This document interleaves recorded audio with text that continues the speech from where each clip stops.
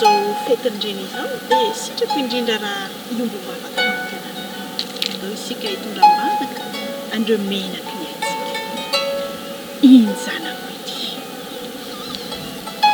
riraiko masina any ambony eo fotoana mety indrindra an'io hibitsiako aminao izay mba sentosentoko kokoa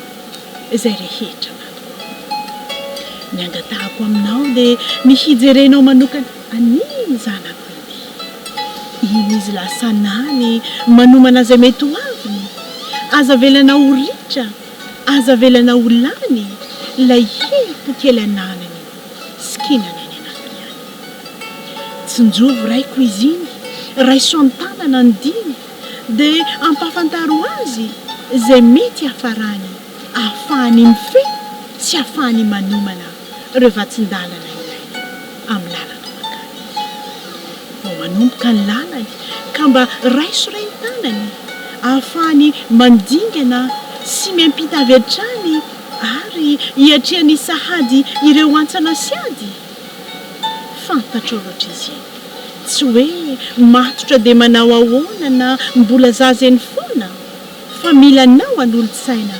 milanao hiaraka aminy aza velanao andalo ireo fitsapana sy fitiavana ireo tambitamby sy anatranatra ireo mety hokapoka sy oroka izay nandalo rehetra taony fa aoka ianao hitoetra aminy mba ho takany isy fantany izay hevitra finosiny sy izay rehetra mety ho antony iny izy tompo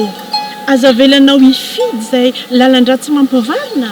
fa tezao mba hiandany amin'ny tsara sy ny marina aza velanao hirosona hanandrana akory izay rehetra mahafanina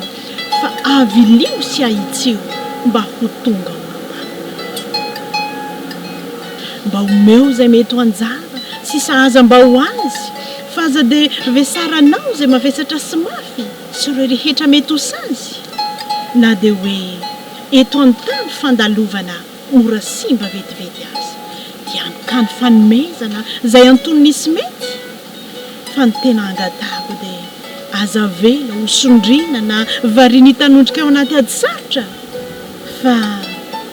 tolory azy ilay mahatra dia ilay toerana any anaritra